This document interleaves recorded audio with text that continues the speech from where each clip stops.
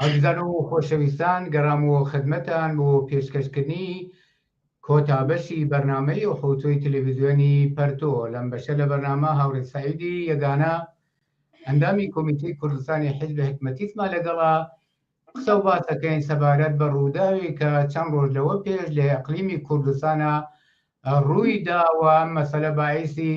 بەرحاڵ ململانەیە لەلایەن خەڵکی ئازادی خواز و بەرابەری تەڵەب و کرێکاران و زەحمەتکێشانی و کۆمەلگا و هێزە بە ئیسلام مسەلەح و ئەمنیەکانی هەرێمی کوردستان. پێشەوەی پرسیارەکانم ئاراستە بکەم، هاوڕێ سەعید ئەگەر دەنگی من تە زۆر خۆشاتی بۆ ئەم بەشە لە بەرنامەی ئەوڕۆی تەلەڤیزیۆنی پەرتۆ. زۆر سپاس دەکەم هاوڕێ ئەبوو، هەروە منیش سڵام هەیە و بۆ هاوکارانت و هەروەها بینەرانی تەلەڤیزیۆنی پەرتۆ فەرموو. زۆر سپاس. هاوڕێ سەعید هەروەکو بۆ خۆت حتمەن ئاگاداری و تاقیبت کردووە مەجموعەیە موشکلات و ململانەی لە بینی خەڵکی ئازادی خواز و هێزە ئەمنیەکانی ئەقلیمی کوردستان کە لە تاریخی 29 نوامبر تا 1 دەسامبر، یعنی 3 ڕۆژ لەو فاصلەیە ئەبێتە تقریباً 5-6 ڕۆژ لەوە پێش خەڵکی ئاوایی لاجان لە رابطە لەگەڵ پالایشگا یا پاڵاوتنی نەوتی لاناز و بێتەوەجۆیی خەڵکی هێزە ئەمنیەکان بۆ مەسلەی خەڵک لە رابطە لەگەڵ ئەم اتفاقەدا کە ئەم پاڵاوگا یا ئەم پالایشگای نەوتە گوایە کەسانی دەرەوەی غەیری منتەقە و بوونیەکانیان هێناوە ئێستیخدامیان بکەن و خەڵکیش بەم ئێقدامەی هێزە ئەمنیەکان ئێعترازیان بۆ ئێعتراز و ناڕەزایەتی خۆیان دەست پێ کردووە کە ئەم ئێعتراز و ناڕەزایەتیە بەهۆی هێزە ئەمنیەکانی ئەقلیمی کوردستان و بەیسای نیروهای حفاظەت کە لەم پاڵاوگا یا لەم پالایشگا دفاع دەکەن و ئەمنیەتی دەپاراستن بەرحال لێکدانەوە و ئەمە بووە و گوایە کوشتە و برینداریش لەم ڕووداوە کەوتووەتەوە. ئێوە ئەو جۆرەی تاقیبتان کردبێ و زیاتر بە دوایە مەسەلە کەوتوێتن،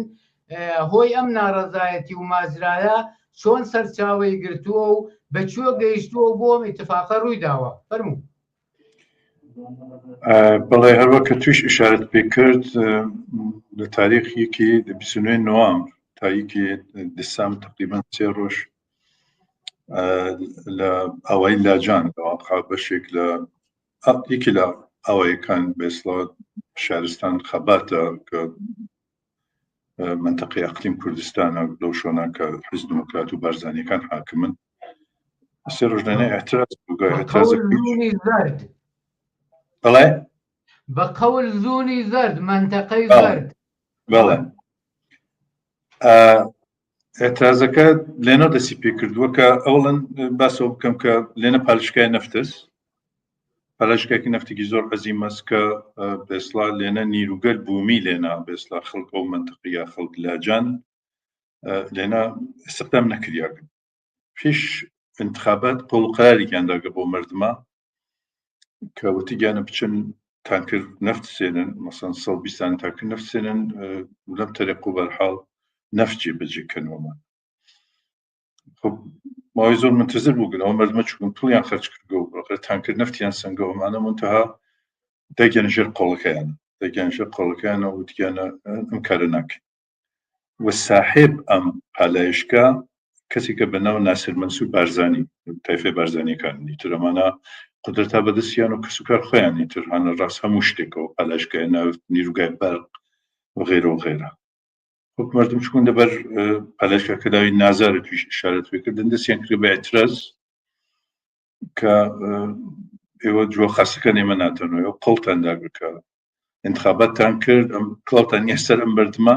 قەڵتان دا مردم کە مردم چون پوڵ خەرجکەن و تانکرد نەفسێن وەلی ئیسا ئانە ژێر قەوڵەکەتانەوەمان مردم ئێعترازیان کردگە کە گوایە نیرو حەفازەتێکی تر نیروی مسەڵەحی هەست شتێک بەناو بەرحاڵ حەفازەتەکەن لەو پالایشگای نەفتە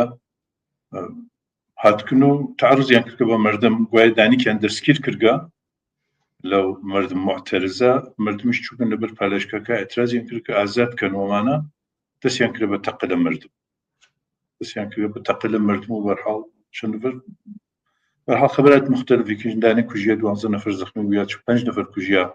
تعدادی زۆر زەخمی بوو بنەوەمانە بەرحەڵ بەشێک لە مردمیش لێنە مسەڵەحن بە تۆڕ واقعی بەشی لێنە مسەڵەحن وە بوو بە شەڕیان لە نەتیجە دەوڵەت ئەقلیم کوردستان نێروکی مسەڵەح نیروهای ئەمنیەتی زۆر وەسیع گورسی داگە بۆیەنە دۆر لاجانیان داگا مردم لاجانیان وادار کردە بەوەی کە دێهاتەکەیان خەڵوت کەم بچنە دەرەوە ژن و مناڵ و نەخۆش و ئەمانە واقعین کوردستان بە ئەسڵا نیروگە ئەمنیەتی ئەلامیان کردگە ئێمە گەرەکمان لێنە مردم خەرکە سلاکەین بەرکە ئەستەحی لە ماڵە بێ دەستگیرەکەین بەرحاڵ ئەم شەڕە 3 ڕۆژ ئەدامای بووگە بەتۆڕ واقعی بۆ تعدادی کوژیان تعدادێکی زەخمی بوو خۆ طبق معمول تر لە هەموو شتێکە دەوڵەت هەمیشە ئەمە ڕەبتات بە عوامل خارجیەوە دەخەڵەت خارجی و نفوس خارجی تحریک خارجی و چۆن جمهوری ئیسلامی هەر اعترازی لێ ناژێنەوە تحریک خارجی و ئەمانە یا ئیسرائیل ئەمریکاسی هەر شتێکی تر ئەمانیش دقیقاً وایان نێکەوە ئەڵبەتە ئەنگشت ئێتام مەسەن ئەنێرن بۆ اتحادیە میهەنی کە بەرحاڵ دێمە سەر و پرسیارە بەڵێ ئەمە بە تۆر واقعی مەسەلەکە خودی ئەو مردمنا کە ئێمە ئاگادارین لە وەزیەت ئەقلیم کوردستانە چۆنە بزەرێ مەسەلەی بێموچەیی نازانم بێکارێکی زۆر وەسیع و مردم واقعاً بە لەحاظ اقتصادی زۆر هاتنە تەنگان تێگەی چێژم بە لە شوێنێکە کە اقتصاد هەست پالایشگا هەست نیروگای بەرق هەست ئەتوانن مردم معترضن کە نیروگەل غێر بوومی مەسەن گوایە لە تورکیە و مەسەن کارگریان هاورگا مانگی فرەتر لە $2000 مەسەر پولیان پێدان لە سوورەتکە خودی مردم ئەو منتەقا بەرحاڵ بێکار نێنە تر داوای کاریانە کرد پولیان داپیان کە بڕۆ لێنە استخدام و تاژێر بارن چووکن هەر بۆ دەی لە مرد زۆر سپاس هاورێ سای چون وەختمان زۆر نییە من دوو پرسیاری ترم هەیە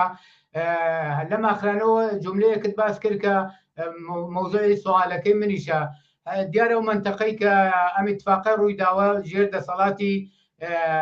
بەشێکە لە حاکمیەتی ئەقلیمی کوردستان بە ناوی منتەقەی زەرد یا زوومی زەرد کە بارزانیەکان لەوێ حاکمن حیزبی دێموکرات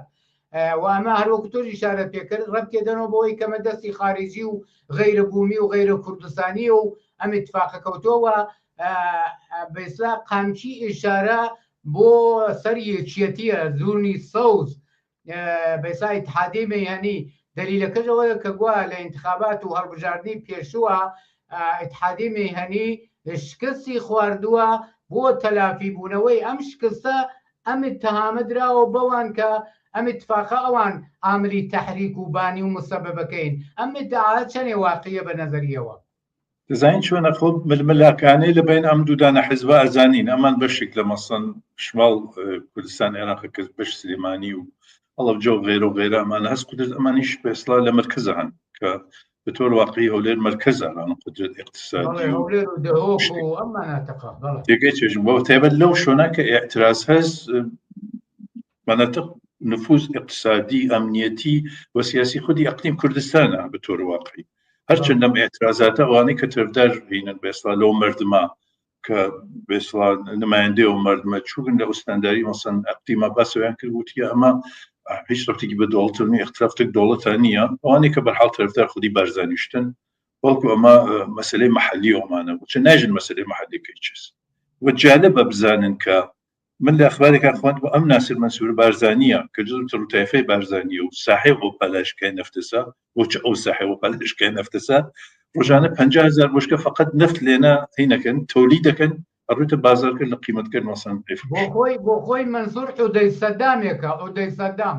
تێقەن خب مردمیش لێنە بێکارن برسین سوزانم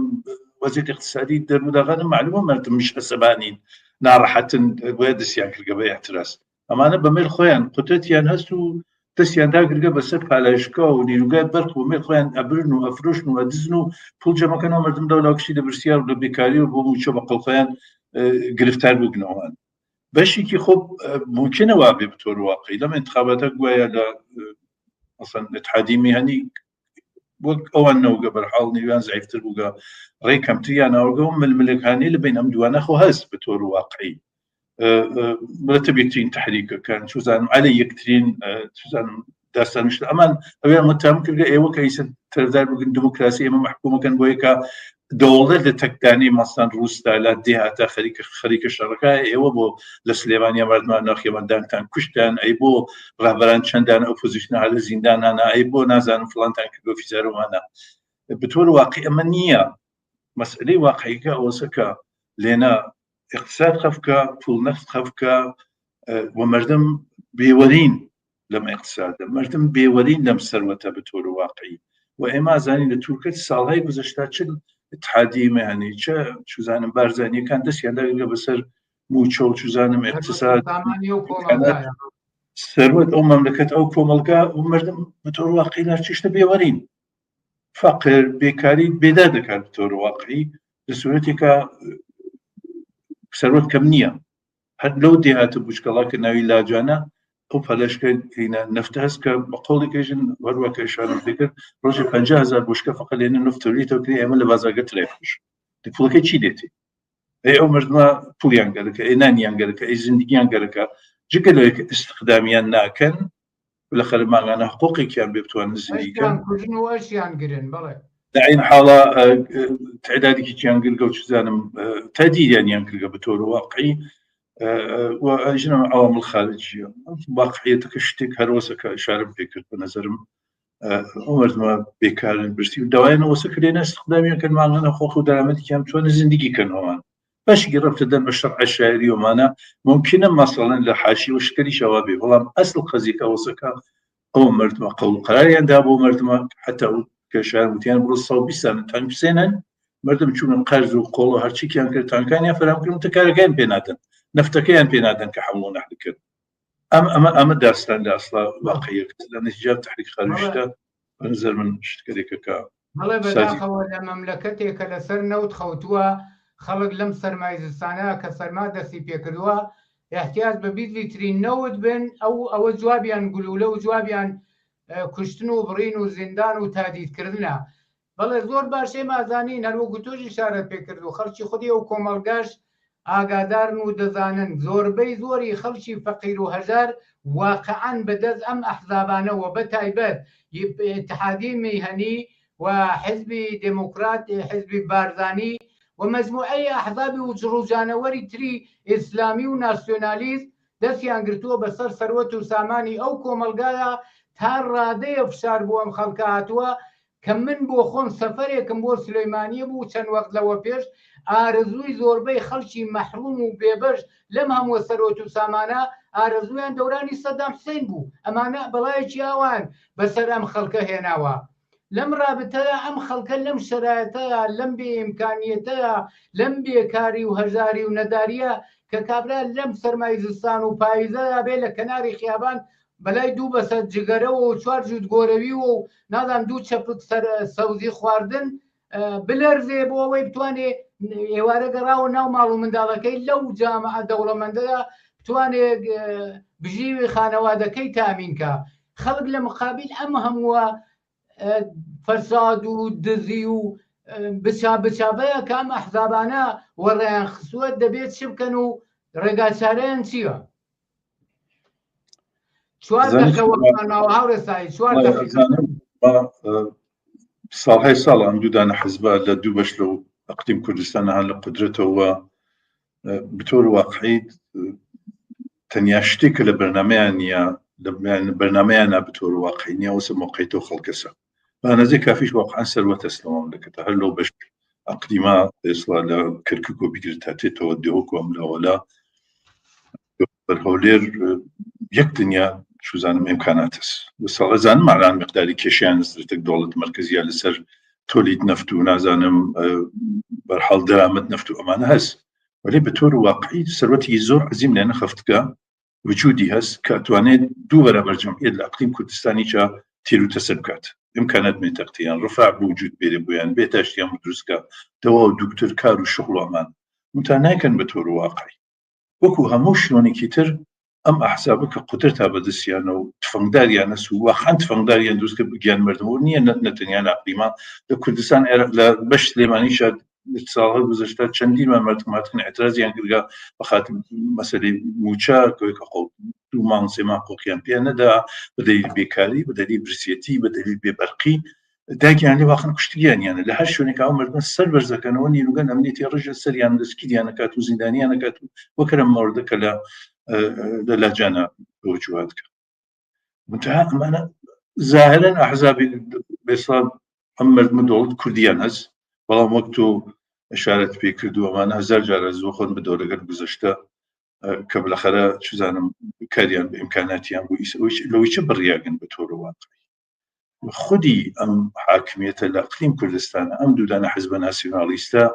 نیشانیان دەکە واقعاً بێلیاقەتن واقعاً ڕەبتیان بە چزانم زندگی و بە ئاسایش و بە ئەمنیەت مردمەوە بە تۆر واقعی نییە دەستیان گرگە بەسەر سەروەت ئەو مەملەکەتە ئەو بەشە لە خاک عێراقا کە نەفت و گاز و هەموو ئیمکانات و سەروەتی لەوێ ڕژیاک دەستیان گرگە بەسەریان بەمەر خۆیان ئەدزن و هەبڕن و چزانم ئیتر زۆر ئاشکرایە زۆر ئاشکرا ئیسە بڕۆ لە مردم لە سلێمانیا لە هەولێرە لە هەموو شوێنێکا بۆیان کردی زۆر باشکراژی لەمانە دزن ئەمانە هیچ بۆم خەڵکە ناکەن ئەمانە هەر فکر خۆیانە هەر فکر تەڕوو تایفەی خۆیان و ئیمکانات خۆیان ئەوە نییە هیچم ناسر مەنسوور بارزانی چی واقعاً جز ئەم خانەوادەیە بەرزانی دەستی گرێ بەسەر و پاربوو خۆی کردوە بە سایەوە پەداشگای نەفتە کەوتم ڕۆژانە 50,000 بۆشکە فقط ئەدزێنێنە ئەو مردمە چی نانیان گەرەک نییە ئاویان گەرەک نییە کاریان گەرەک نییە گەرەکم بێژم شۆڵ ئەم دوودانە حزب واقعاً فقط چەتەیی و فەساد و دزی بووگەوە هیچ تر نۆگە هەروە کە ئێشارەم پێ کرد باوەڕ کە من هەر لەم یەک دو ڕۆژە تواشام کردگە و ئەو نە سەروەت خەفکە بەهۆڵکە توانێ ئەو مردمە تیر و تسەرکە کار و شغل و ئیمکاناتیان بۆ فەرهەم بکە کە ئەسڵ محتاج نەبن بەڵام نایکن کاکیگە نایکن ئەن مەسەلەی بێبەرقی کە لەو ساڵهای ساڵە لە شوزام سلێمانی ئەوانە ئیتر زۆر ئاشکرایەوە ئەوەی کە هەلتێک دۆڵەت هەلتێک بارزانیا هەلتێک ئەتحادیەمیانە دەستیان ئەستەکیان لە فەساد و دزی و تفەنگا بەدەستیانەوە کاکە دەستیان داگرێت بەسەر سەرۆت ئەو مەملەکەتە و سامان ئەو مەملەکەتە ئەوەی کە ئەکسەریەتەوە مردمە خەریکن سوزان لە بێکاری و برسێتی و بێموچەیە شەو ڕۆژ خەریکن ڕەنجی کێشن شەو ڕۆژ خەریکن ڕەنجی کێشن ئەمە داستان کوردستان عێراق ڕێگای وەزە مردمە بەنظر من قبولی نەکەنی تر هەروە چۆن بارهای ئەترازیان کردە و هاتک ناخیاوان دەستە جەمعی چزانم مامەساکان چۆن مردم کرێکار و زەحمەتی کاتە دەبێ ئەترازای دامەتەن و دوای خۆیان کردنم دەوڵەتەوە ئیجازە نەتەن ئاوە دەست بەسەریانەوە ئەستثماریان کەن و هەموو ئیمکاناتیان دەستە بکەن هیچ ڕێیەکتی نییە واقع زۆر سپاس ئەو ڕسایید مەجالی پرسیارم نەماوە وەختەکەمان تەواو بوو زۆر سپاس بۆ بەشداریت و بۆ تەوزیحاتت لەم بەشە لە بەرنامەی ڕۆی تەلەڤیزیۆنی پەرتۆدا سپاس بۆ توی شۆڕە زۆر سپاس ماندوو نەبی بینەرانی عەزیز و خۆشەویست بەم جۆرە هاتینە کۆتایی بەرنامەی وحوتۆی تەلەڤیزیۆنی پەرتۆ ساقی و سڵامەتیتان ئارەزوومانە و لە هەر شوێن شاد و سەرکەوتوو بن